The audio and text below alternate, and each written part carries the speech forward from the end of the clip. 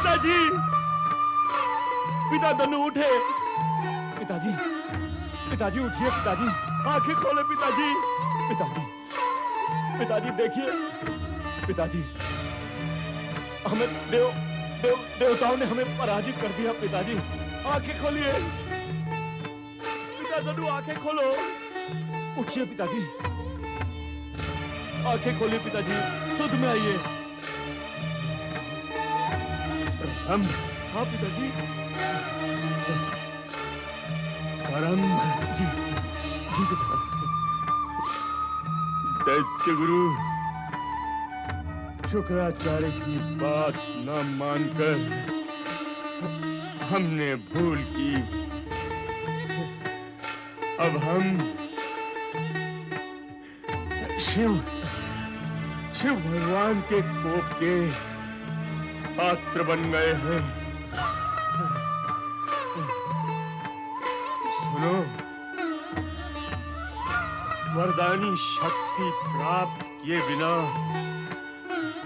अब तुम स्वर्ग लोक पर आक्रमण न करना, न करना। रंभ, कहिए पिताजी, क्या कहना चाहते हैं आप? पहले तुम वन प्रदेश के देव शत्रु यक्षों की सहायता से अपना दानवी राज्य स्थापित करना जी, और उसके बाद दैत्य गुरु शुक्राचार्य का परामर्श लेकर तपस्या करके अपनी शक्ति को एकत्रित करना।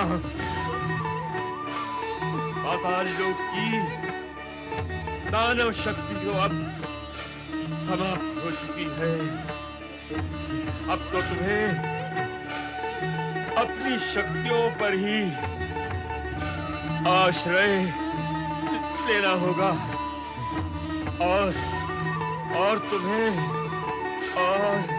और पिताजी, पिताजी,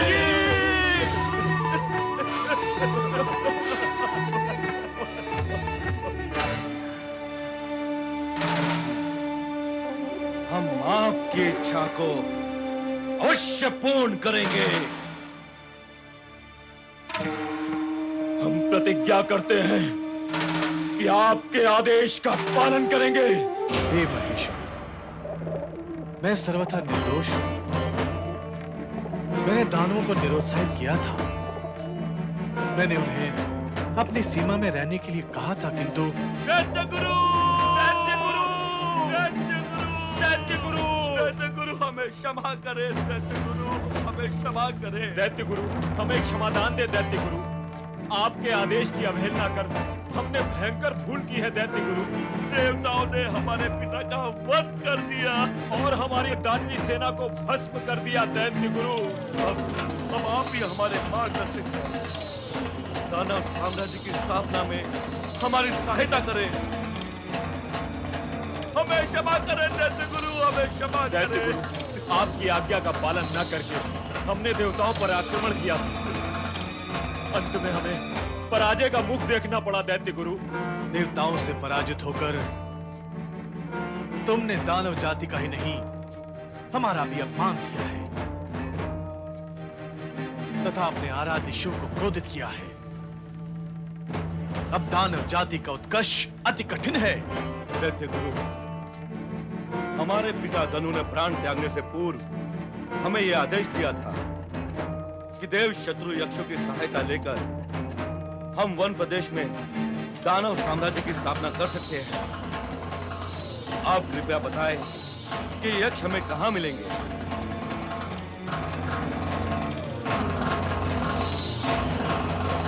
आप कौन क्यों हैं दैत्य गुरु? यक्ष सदा देवताओं के अधीन ही रहते आए हैं। हम नहीं जानते वे कब और कैसे देव शत्रु बन गए।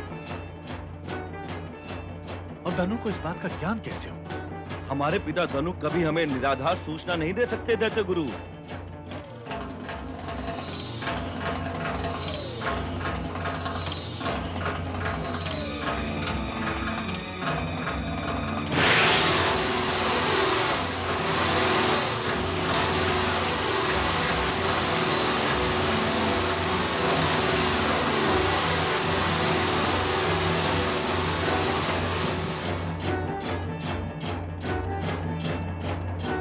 ऐसा प्रतीत होता है कि अभिमानी इंद्र ने यक्षों को अपमानित करके स्वर्ग से बहिष्कृत कर दिया है और अब वे पृथ्वी लोक के वन प्रदेश में निवास कर रहे हैं। फिर तो वे हमें वन प्रदेश में ही मिलेंगे।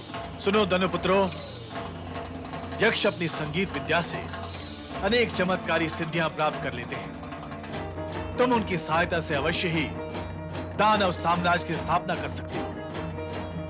मेरा आशीर्वाद तुम्हारे साथ है। दैत्य गुरु शुक्राचार्य की जय। दैत्य गुरु शुक्राचार्य की जय।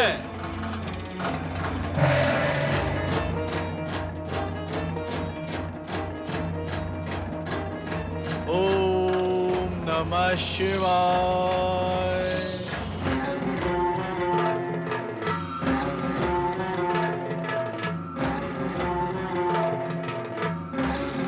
हे यक्षगण, आप सब कहाँ हैं? कृपया प्रकट होकर हमारी विनती सुने। हे यक्षगण, हम भी आप ही की भांति देव शत्रु हैं। आओ हम और आप मिलकर एक हो जाएं। उसके पश्चात हम देवताओं से प्रतिशोध देंगे। प्रकट हो जाओ यक्षगण।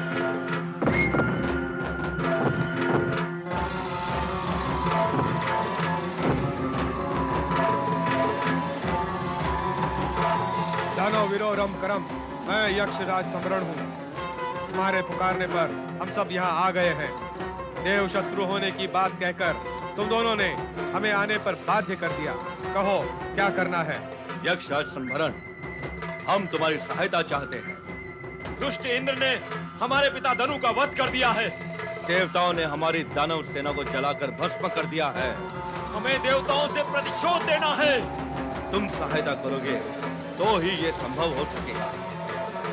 दानव साम्राज्य की स्थापना करके ही हम अपने उद्देश्य में सफल हो सकेंगे।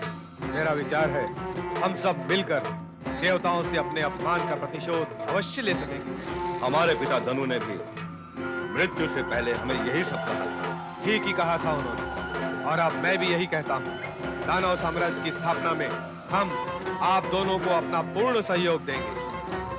प्रिय यक्षगण, यह हमारे लिए उचित अवसर है। हमारे अन्य यक्षगण जिन्हें वाद्यों और शस्त्रों के साथ छिपा कर रखा है, उन्हें भी विदित कर दो। हम रंभ क्रम की सहायता करके अपना उद्देश्य भी पूर्ण कर सकेंगे। इसीलिए हम सभी को इनकी सहायता करनी होगी। अवश्य करेंगे। हाँ, हम इनकी सहायता करेंगे।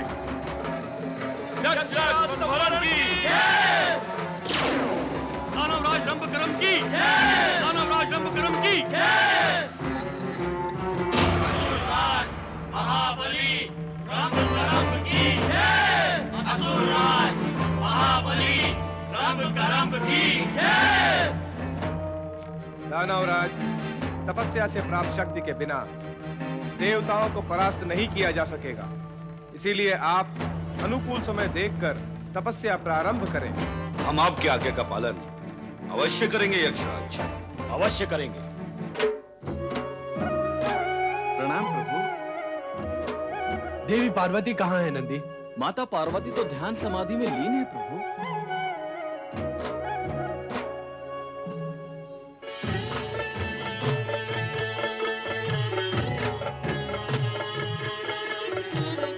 किसका ध्यान कर रही हो देवी?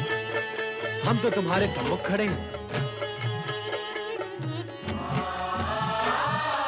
आंखें खोले माता, स्वयं शिव शंभू पधारे हैं।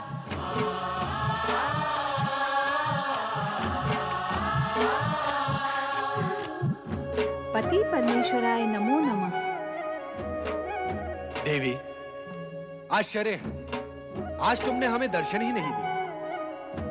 तुम्हारी प्रतीक्षा करते करते जब हमारा धैर्य समाप्त हो गया तो हमें स्वयं यहाँ आने के लिए विवश हुआ। आप मुझे लज्जित क्यों कर रहे हैं स्वामी? मैं आपके दर्शन के लिए नहीं आ सकी, इसके लिए क्षमा चाहती हूँ। न आ सकने का कारण यह था कि मैं उद्विग्न थी। और उद्विग्न होने का कारण क्या है देवी? वह भी आपसे छिपा नहीं है स्वामी। दानवों का उत्कर्ष मुझे स्पष्ट दिखाई दे रहा है, इसीलिए अपनी शक्ति पर ध्यान केंद्रित कर रही थी। आपकी आज्ञा भी तो यही है, बस इसी कारण आपके दर्शन करने नहीं आ सकी। दानवों के उत्कर्ष को लेकर तुम्हें अधिक चिंतित होने की आवश्यकता नहीं है। देव, दानव अथवा मानव का उत्कर्ष अथवा पतन सृष्टि के विविधान तथा उनके सत्कर्मों वो दुष्कर्मों के अनुसार ही होता है। स्वामी, मैंने तो पहले भी आपसे कहा था और अब भी कहती हूँ कि आपको दानवों के उत्कर्ष को प्रोत्साहन नहीं देना चाहिए था। आपने दैत्य गुरु शुक्राचार्य की इच्छा पूर्ण करने का आश्वासन एवं आशीर्वाद दिया। वहीं से दानवों का दुष्चक्र आरंभ हो गया। अब तो उसे रोकना कठिन है। समय की धारा को रोकना कठिन ही नहीं, असंभव है देवी। इसलिए इस विषय में चर्चा व्यर्थ है। जब तुम्हारा मन शांत हो तो चलिए आओ, किंतु हम नहीं चाहेंगे कि दानवों के विषय में कोई चर्चा हो।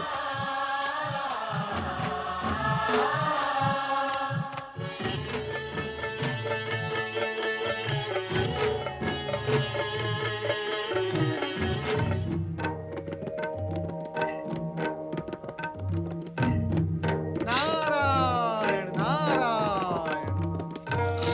ओम नमः शिवाय। भोलेनाथ, यदि आपकी आज्ञा हो तो क्या मैं कुछ निवेदन करूं? अवश्य, किंतु ध्यान रहे तुम्हारे निवेदन का विषय दानवों से संबंधित नहीं होना चाहिए। अर्थात इस समय तुम्हारे पास निवेदन करने के लिए दानवों के विषय के अतिरिक्त अन्य कोई विषय है ही नहीं।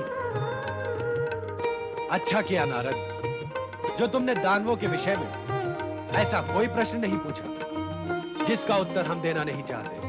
मेरा प्रश्न उनके विषय में है ही नहीं जिनके लिए आप समझ रहे हैं। तो तुम्हारा प्रश्न किसके विषय में है? मैं तो केवल दैत्य गुरु शुक्राचार्य के संबंध में कुछ जानना चाहता हूँ। नारद, यदि इस जगत में कभी कोई चतुराई प्रतियोगिता आयोजित हुई तो उस प्रतियोगिता में तुम प्रथम अवश्य आओगे। क्यों प्रभु, क्यों? आप ऐसा क्यों कह रहे हैं? तुम्हारी चतुराई और लीला देखकर ही कह रहा हूं। तुम दैत्य गुरु शुक्राचार्य के विषय में जानना चाहते हो, तो क्या दैत्य गुरु की चर्चा होगी तो दैत्यों की चर्चा नहीं होगी? अवश्य होगी। ऐसा होना तो संभव ही नहीं है। अब हमारी भी सुन लो। तुम चाहे जितनी भी चतुराई दिखा दो, जो हमें कहना नहीं है वो हम नहीं कहेंगे। परंतु प्रभु, हाँ, अगर उत्सुकतावश तुम शुक्राचार्य अथवा रंभकरम के पास गए तो उनसे इतना अवश्य कहना कि दानवों की वंश वृद्धि तब तक नहीं हो सकती जब तक वो तपस्या करके ब्रह्मदेव से विशेष वरदान प्राप्त नहीं कर लेते।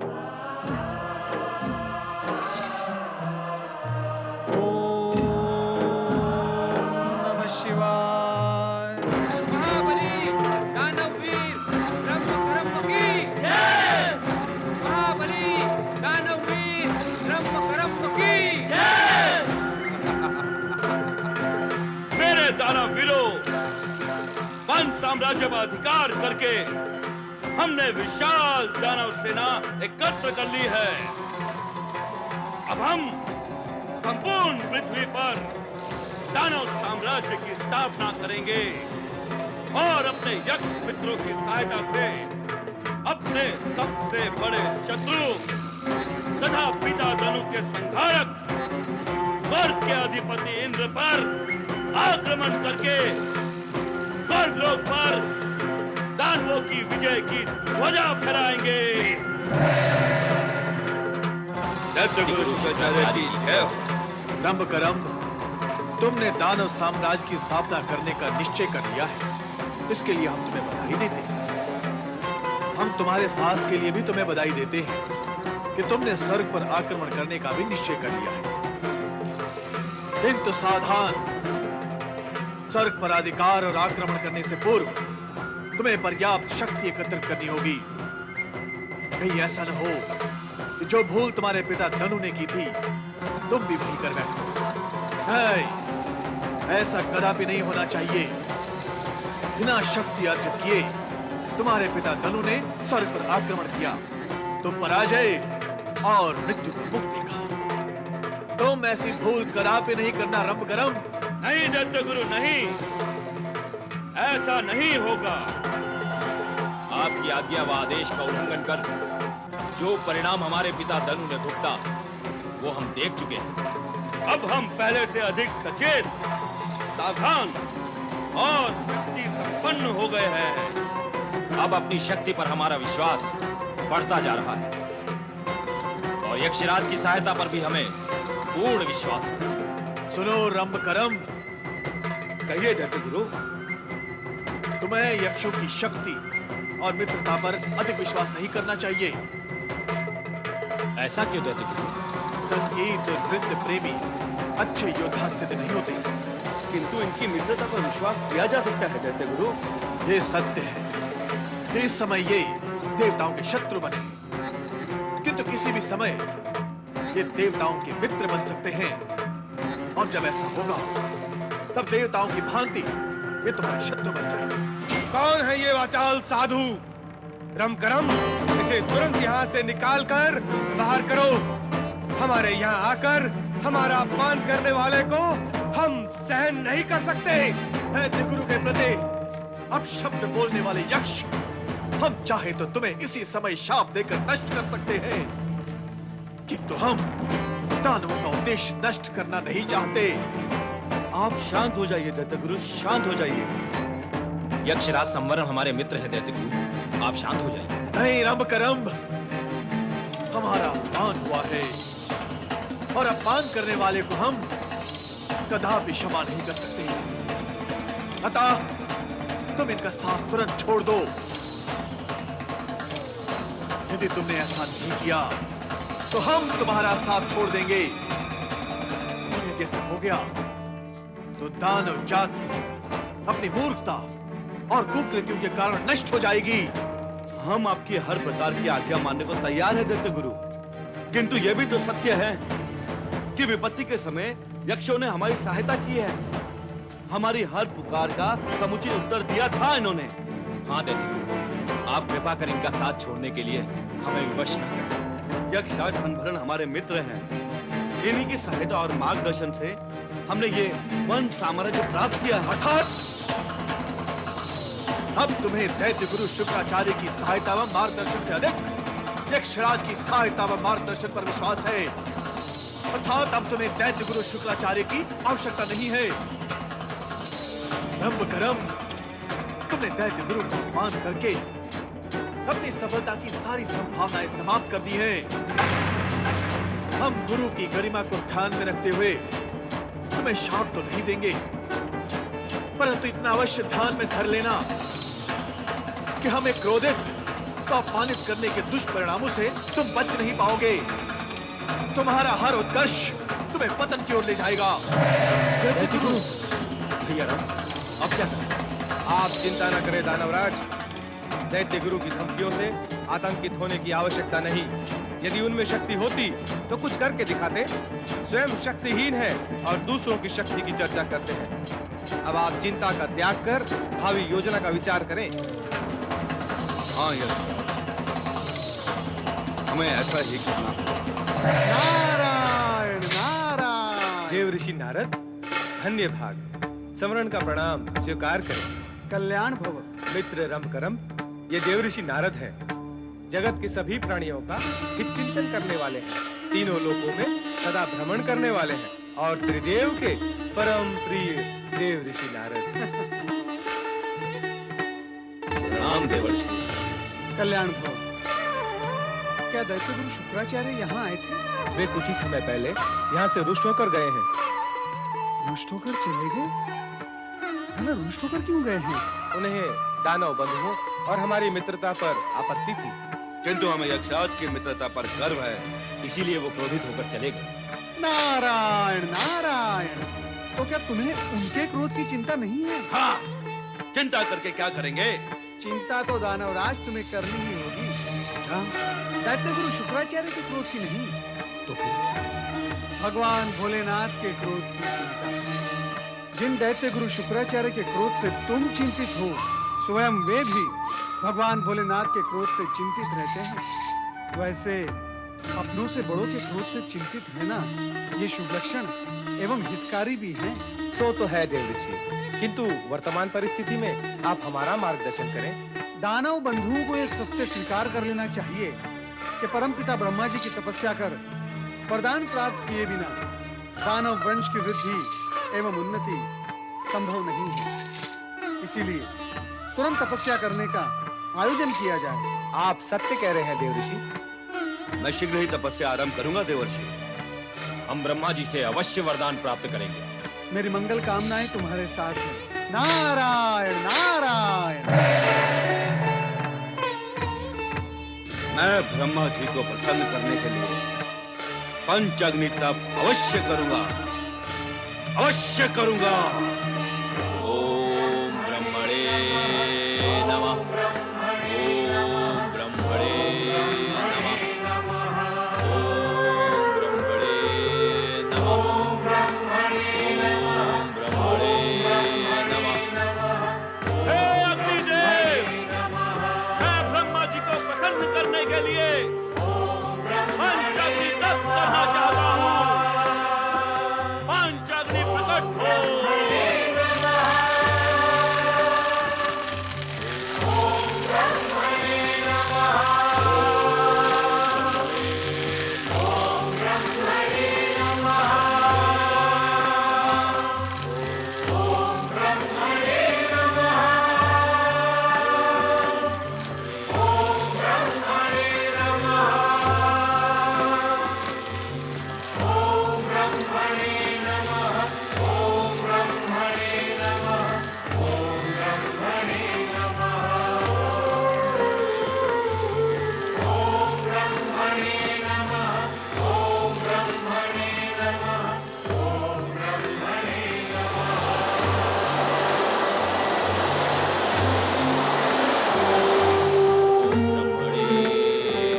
ओम ब्रह्मणे नमः के स्वर संपूर्ण वन प्रदेश में गूंज उठे। रंभ करंभ एकाग्रचित होकर ब्रह्मा जी को प्रसन्न करने के लिए तप में संलग्न हो गए। दानव अपने लक्ष्य को पाने हेतु कुछ भी कर सकते हैं, परंतु देवगण भी अपने क्रियाकलापों के कारण अपने लक्ष्य से स्वयं ही दूर हो जाते हैं। ऐसी ही स्थिति देवराज इंद्र की थी। वे सब कुछ भूलकर सदा की भांति इंद्र सभा की अप्सराओं के नृत्य में देवी शची के साथ आनंदित हो रहे थे।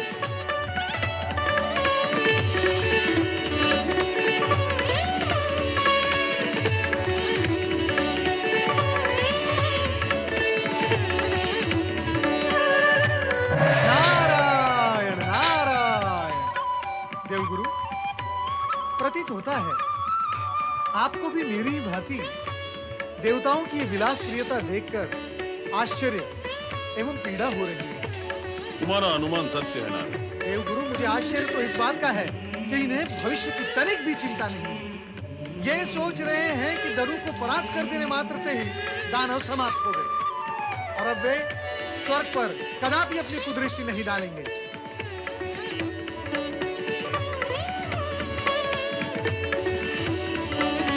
इनकी निश्चिंतता और भोग वृत्ति से तो यही प्रतीत होता है नारद कि इन्होंने स्वर्ग पर आए दानव संकट को सदा सदा के लिए समाप्त मान लिया। किंतु हमें तो स्वर्ग का भविष्य सुखद दिखाई नहीं दे रहा। इसीलिए तो मैं यहाँ आया था, देवराज इंद्र को सावधान करने के लिए। किंतु समझ गया। आपके इस किंतु का अर्थ मैं समझ गया देवगुरु। देवराज को इस समय सावधान करने का अर्थ है उन्हें रुष्ट करना। देवगुरु, जब भोगी भोग में निमग्न हो तो उसे योगी का योग संदेश प्रिय नहीं लगता। नारायण नारायण। अतः इस समय मौन रहना ही उचित होगा। किंतु नारद, तुम किस उद्देश्य से यहाँ आए थे? देवगुरु, ऐसा प्रतीत होता है कि भगवान भोलेनाथ देवताओं से प्रसन्न नहीं है। तुम्हें ऐसा प्रतीत होने का कारण? भगवान भोलेनाथ ने रंभ करम को तपस्या करने का संदेश देने के लिए स्वयं मुझे वहां भेजा था। इस समय मैं वहीं से आ रहा हूँ।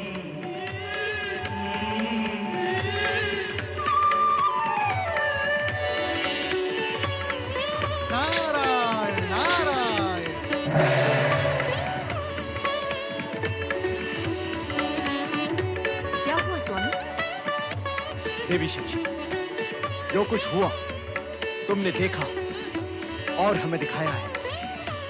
हमने तो देव गुरु बृहस्पति और देवर्षि नारद को देखा और आपको दिखाया, किंतु हुआ क्या है?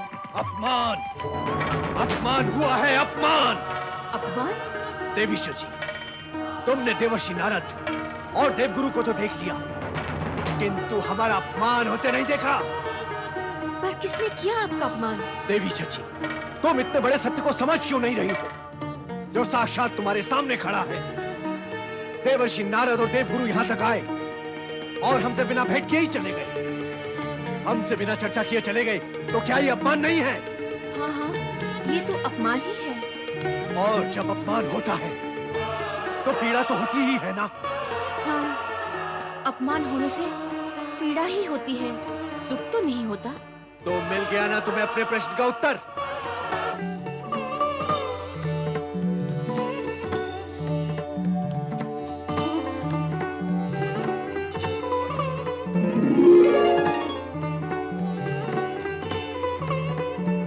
देवगुरु, देवगुरु बृहस्पति, देवगुरु बृहस्पति,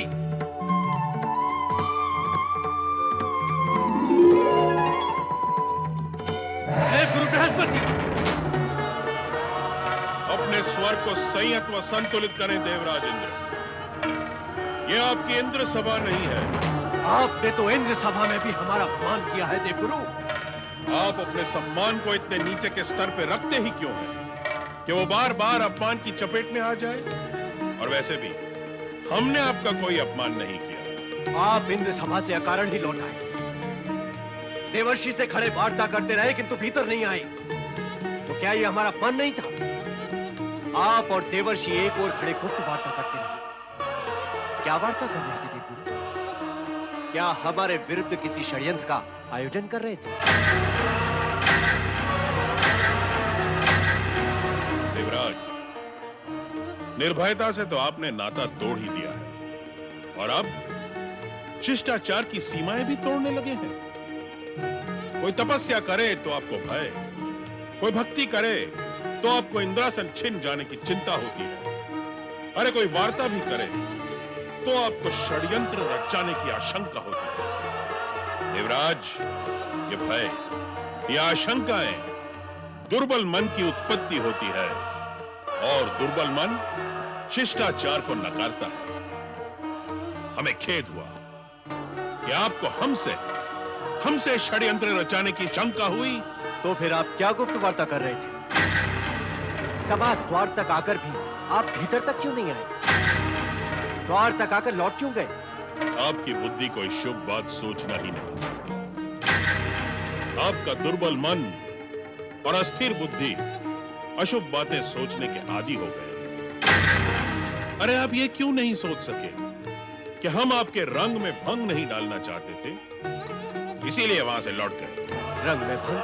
हाँ, जिस समय हम और नारद इंद्र सभा में आए, उस समय आप अन्य देवगण के साथ अप्सराओं का नृत्य देखने में निमग्न थे। इससे क्या अंतर पड़ता है देवगुरु? उस नृत्य गान के समय आपके वहां आ जाने से मुझे कोई आपत्ति नहीं होती और भविष्य में होगी भी नहीं। हम जानते हैं, हमें भी आपकी आपत्ति का विचार नहीं, आपकी प्रसन्नता का विचार था। अर्थात?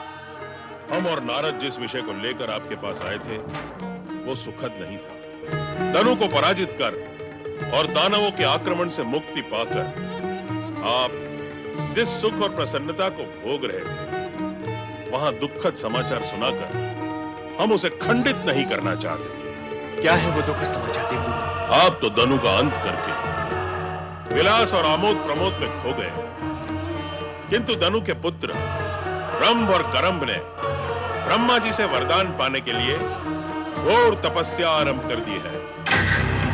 अतः आप दानवों की ओर से निश्चिंत रहने की भूल ना करें। नारद के वहां आने का भी यही उद्देश्य था कि वे आपको सावधान करें।